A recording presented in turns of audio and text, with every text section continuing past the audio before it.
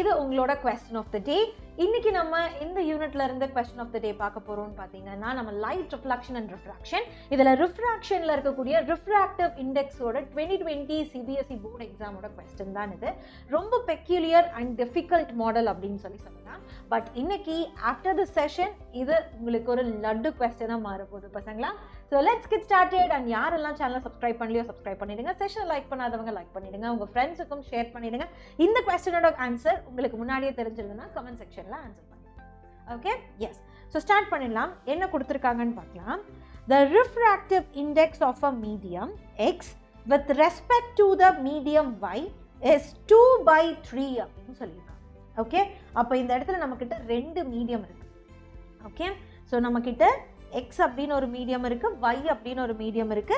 இதோட refractive index, ஓகே, இதோட ரிஃப்ராக்டிவ் இண்டெக்ஸ் என்னன்னு சொல்லியிருக்காங்க 2/3 அப்படின்னு சொல்லி கிவன் டேட்டால கொடுத்துட்டு அடுத்தது and the refractive index of medium Y with respect to Z is 4/3 அப்படின்னு கொடுத்துருக்காங்க. அப்போ கீழே நம்மளுக்கு இன்னொரு மீடியமும் இருக்கு Z அப்படின்னு சொல்லி. இது ரெண்டுத்தோட ரிஃப்ராக்டிவ் இண்டெக்ஸ் என்னன்னு கொடுத்துட்டாங்க பசங்களா. So this is given as 4/3 அப்படின்னு சொல்லி கொடுத்துருக்காங்க. இதை கொடுத்து முடிச்சுட்டு find the refractive index of medium Z with respect to medium X.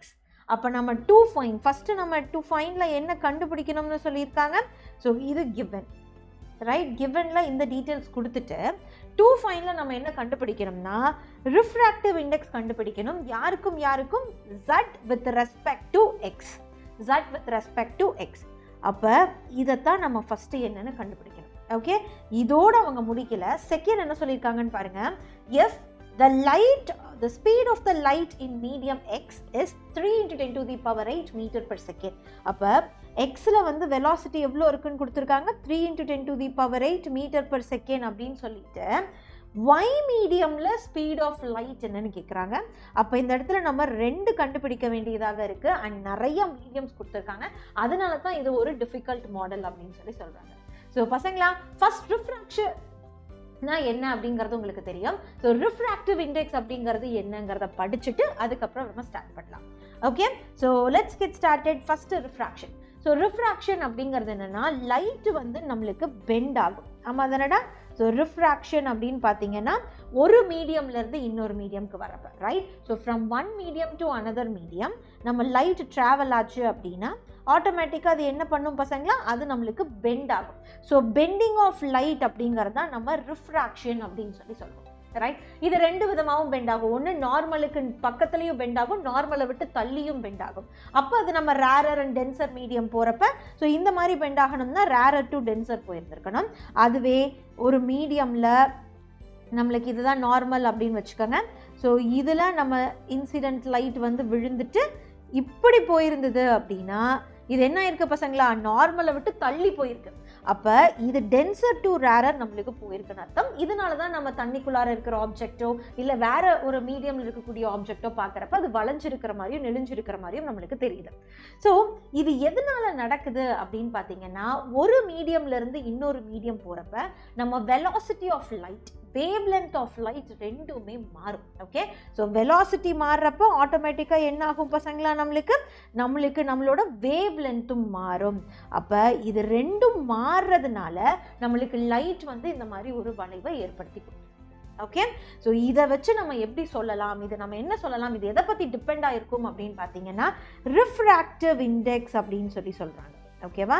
So refractive index என்னது மேம்? இந்த ரிஃப்ராக்டிவ் இண்டெக்ஸ் அப்படிங்கிறது நார்மலான ஒரு நியூமரிக்கல் வேல்யூ தான். இதுக்கு யூனிட் எதுவுமே கிடையாது. ஓகே, இது ஒரு ஃபர்ஸ்ட் மீடியம், இதை ஏர்னு வச்சுக்கோங்க. இது செகண்ட் மீடியம், இதை வாட்டர்னு வச்சுக்கோங்க ஃபார் எக்ஸாம்பிள்.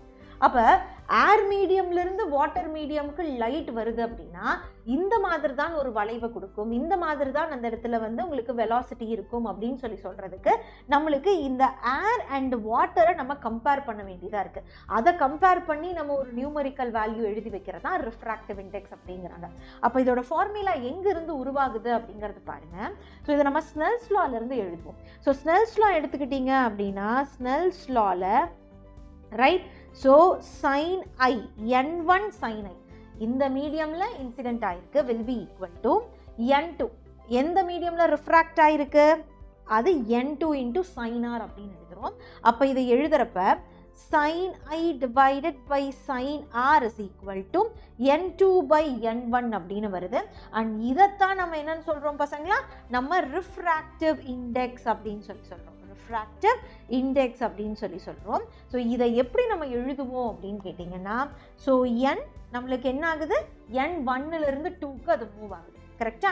ஸோ n1லேருந்து 2க்கு அது மூவ் ஆகிறப்ப நம்ம எப்படி எழுதலாம் அதை, சீலசன் n12 அப்படின்னா இதை n1 divided by n2. So refractive index of first medium, refractive index of second medium, எந்த அளவுக்கு இந்த வளைவுகள் இருக்க போகுது அப்படிங்கிறது தான் கொடுத்துருக்காங்க. அண்ட் இதோட நிற்காம நம்மக்கிட்ட அப்சல்யூட் ரிஃப்ராக்டிவ் இண்டெக்ஸ் அண்ட் நம்மளோட ரிலேட்டிவ் ரிஃப்ராக்டிவ் இண்டெக்ஸ்னு 2 இருக்குது. ரைட்? ஸோ அப்சல்யூட் நம்மளோட ரிஃப்ராக்டிவ் இண்டெக்ஸ் அப்படின்னு எடுத்துக்கிட்டிங்கன்னா திஸ் இஸ் நத்திங் பட் நம்ம லைட்டோட இதை கம்பேர் பண்ணுவோம். இந்த ஈக்குவேஷன் ஞாபகம் வச்சுக்கோங்க. நம்ம ரிஃப்ராக்டிவ் இண்டெக்ஸ் எப்போவுமே லைட்டுக்கு இன்வெர்ஸ்லி ப்ரொபோஷனலாக இருக்கும், வேவ் லென்த்துக்கும் இன்வெர்ஸ்லி ப்ரொபோஷனலாக இருக்கும். அப்போ இந்த இடத்துல நம்ம லைட்டுக்கு எழுதணும் அப்படின்னா என்ன ஆயிரும்டா, v2 by v1 அப்படின்னு எழுதியிருப்போம். வேவ் லென்த்துக்கு எழுதணும்னா λ2 by λ1 அப்படின்னு எழுதியிருப்போம். ஓகே? ஸோ அப்சல்யூட் ரிஃப்ராக்டிவ் இண்டெக்ஸ்னா ரெண்டுமே நம்மளுக்கு வேற வேற மீடியம், சாலிட் இந்த இடத்துல லிக்விட், இந்த இடத்துல சாலிட், இந்த இடத்துல வேற ஒரு லிக்விட், அந்த மாதிரி இருக்கும். அதுவே ரிலேட்டிவ் ரிஃப்ராக்டிவ் இண்டெக்ஸ் அப்படின்னு எடுத்துக்கிட்டிங்கன்னா ஒரு மீடியம் எப்பவுமே நம்மளுக்கு ஏர் ஆக இருக்கும், இன்னொரு மீடியம் மட்டும்தான் நம்மளுக்கு அதை வேற ஏதாச்சும் ஒரு மீடியமாக இருக்கும். ஓகேவா? அப்போ ஏர் கூட கம்பேர் பண்ணி எழுதுறப்ப அது ரிலேட்டிவ். ஓகே? ஏர் கூட இல்லாமல் வேற 2 மீடியம் கூட கம்பேர் பண்ணி எழுதுறப்ப அது அப்சல்யூட். அப்போ இதை எப்படி எழுதலாம் அப்படின்னா, ஸோ n12 அப்படின்னு இருக்குன்னா speed of light in second medium divided by speed of light in first medium அப்படின்னு எழுதுவோம். அதுவே நம்ம இந்த இடத்துல எழுதுறது அப்படிங்கிற மாதிரி இருந்ததுன்னா, ஸோ இங்கே என்ன ஆகும் பசங்களா, எதாக இருந்தாலும் நம்ம இது கூட நம்ம லைட் நம்ம ஏரோட நம்ம கம்பேர் பண்ணுவோம். ரைட்? அப்போ v டிவைடட் பை c அப்படின்னு, c டிவைடட் பை v அப்படின்னு எழுதுவோம். Okay? Yeah. So we will be writing it like that, right? நம்ம இந்த மாதிரி தான் என்ன பண்ணுவோம் பசங்களா, we will be writing it. So c divided by v அப்படின்னு எழுதுவோம். c அப்படிங்கிறது 3 into 10 to the power 8 meter per second அப்படிங்கிறது தான் கரெக்டான எக்ஸ்பிளனேஷன். அப்போ இதை வச்சு தான் நம்ம இன்னைக்கு இதை சால்வ் பண்ண போகிறோம். ஓகே? ஸோ கான்செப்ட் புரிஞ்சிருக்கும்னு நினைக்கிறேன். இப்போ it's time for us to solve the question. Okay? So solve பண்ண ஆரம்பிச்சிடலாமா பசங்களா? என்ன கொடுத்துருக்காங்கன்னு பார்த்துட்டு நம்ம லைன் பை லைன் அப்படியே நம்ம சால்வ் பண்ணிடலாம். Okay? Yes. So let's get start.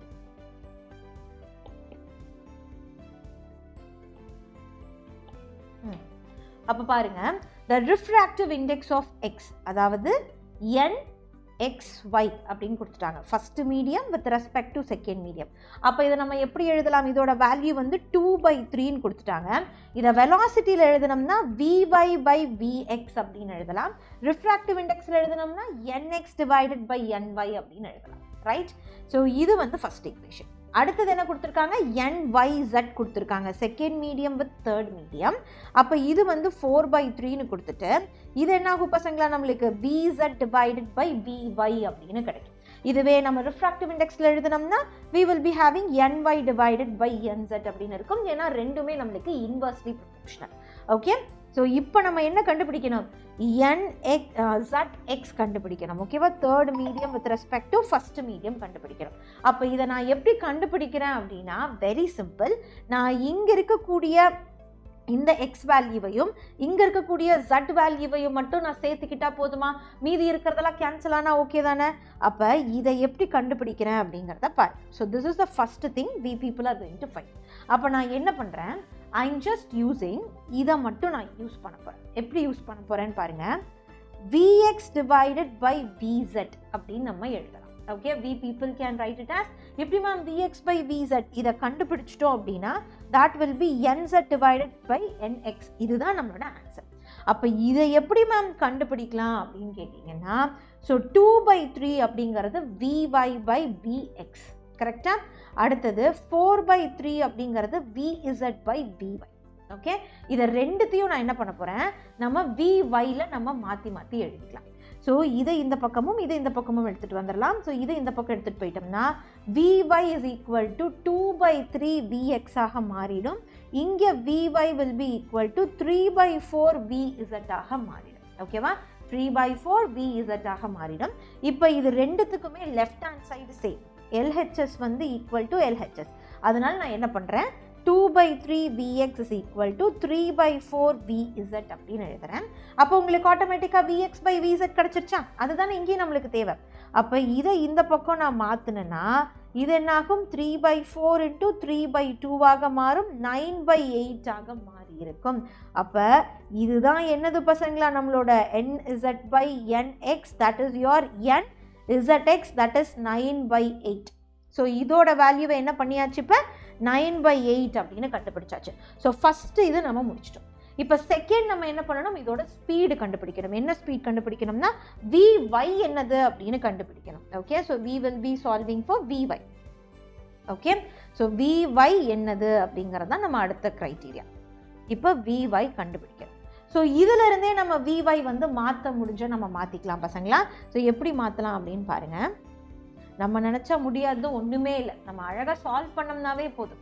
Okay, எந்த அளவுக்கு ஸ்ட்ராங்காக படிக்கிறோமோ அந்த அளவுக்கு போதும். நான் என்ன பண்ணிடுறேன், ஸோ Vy நம்மளுக்கு எங்கே இருக்குது, நம்மளுக்கு Vy இங்கே இருக்குது, கரெக்டாக? அப்போ Vy is equal to 3/4 Vz. நம்மளுக்கு Vz கிடச்சிருச்சு இல்லையா? அப்போ இந்த Vx/Vz is equal to 9/8 அப்படின்னு கொடுத்துட்டாங்க.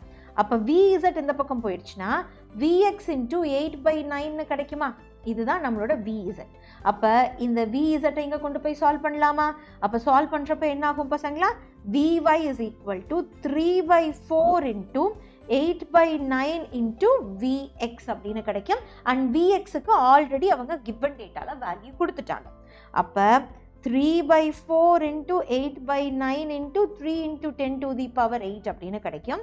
So this will be like 1s are 3s are, இது 1s are, இதுவும் 1s are, இது 1s are 2s are.